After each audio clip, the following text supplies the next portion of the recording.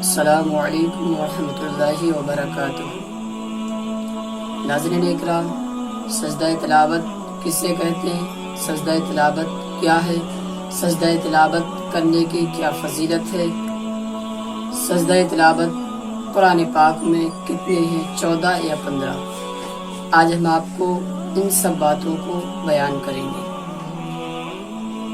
ابھی تک ہمارے چینل پر اگر آپ نئے ہیں تو ہمارے چینل کو سبسکرائب کریں، بیل آئیکن کی گھنٹی کو پریس کریں تاکہ ہماری ہر آنے والی ویڈیو آپ تک پہنچتی رہے۔ ناظرین اکرام، اللہ تعالیٰ نے بعض مقامات پر کفاروں کو سجدہ کرنے کا حکم دیا تو انہوں نے صاف انکار کر دیا، تو اللہ تعالیٰ نے ان آیت کریمہ میں مومنوں کو حکم دیا کہ وہ سجدہ کریں اور کفاروں کی مخالفت کرتے ہوئے، جیسا کہ سورہ فرقان آیت نمبر 60 میں ہے، اور بعض مقامات پر وہ ہے آیت کریمہ جن پر انبیاء کرام اور فرشتوں کے واقعات کو مومنوں کو حکم دیا ان کی پیروی کرنے کے لیے،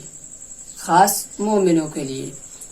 مسلم شریف کی حدیث پاک ہے کہ نبی کریم صلی اللہ علیہ وسلم ارشاد فرماتے ہیں کہ جب انسان سجدہ تلاوت پڑھ کر سجدہ کرتا ہے تو پھر شیطان اس سے دور بھاگتا ہے اور کہتا ہے کہ ہائے افسوس میری ناکامی، میں اللہ تعالیٰ نے بنی آدم کو سجدہ کرنے کا حکم دیا اور اس نے کیا اور جنت پالے گا، اور مجھے سجدہ کرنے کا حکم دیا اور میں نے انکار کر دیا، مجھے جہنم ملے گی۔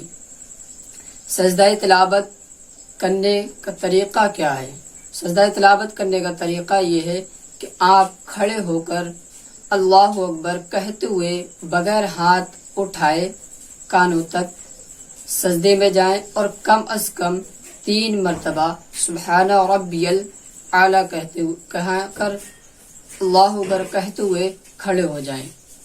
اللہ اکبر کہتے ہوئے کھڑا ہونا اور جانا سجدے میں یہ سنت ہے، اور کھڑا ہونا یہ دونوں قیام مستحب ہیں۔